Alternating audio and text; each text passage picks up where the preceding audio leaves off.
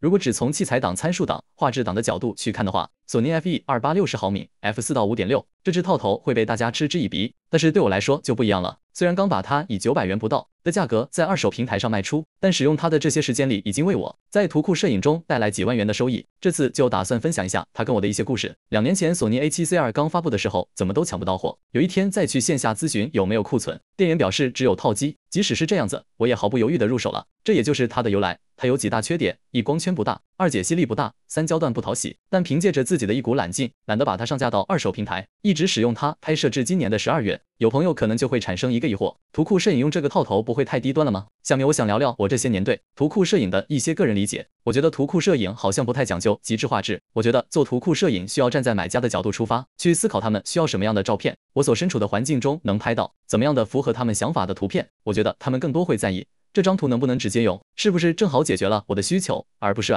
我放到最大后看着边缘解析有多锐，这背景虚化有多奶油。我的经验告诉我，在网页、PPT、宣传册、信息流、广告等等实际使用场景中，这只套头只要是曝光、构图主题没问题的情况下是完全够用的。虽然上面刚调侃完它的几大特点，但我一直很喜欢它的轻便小巧、不挑场景，也因这些为数不多的优点让我留下了很多能持续售出的照片。我不知道大家有没有同感？我觉得图库摄影的核心不是器材，而是需求和运气。我觉得需求就是只理解买方现在所需要的照片是怎么样的，而不是我觉得这张照片好不好看，我觉得光影是否高级。我经常会反过来思考这张图片能用在哪里，能不能放进商业场景，有没有明确的用途。也正是因为这样子，我会尽量在自己能拍到的范围内，尽量往商业工图的属性去靠拢。运气的话，就不是我和大家能控制的因素了。有时候照片被低价买走，有时候卖出高价授权，有时候曝光率高，有时候无人问津。毕竟使用用途不同，买家不同平台推荐不同等等因素，都会直接影响售出率。我们能做的只是尽量优化关键词，去提高一些被选中的几率，但不能决定哪一张会爆。那为什么我要卖了它呢？之前刚入手了腾龙25200这个镜头吗？也跟大家分享了使用体验，想不到大家反馈还挺多的，感谢大家。如果是新观众，也可以点击下面的链接，看看这个镜头合不合适自己。希望上面的内容能够对大家有所帮助，也恳请大家帮忙点个赞，转发给有需要的朋友们。如果期待下次图库相关内容的更新的话，也欢迎关注我。那么本期的内容就到这里了，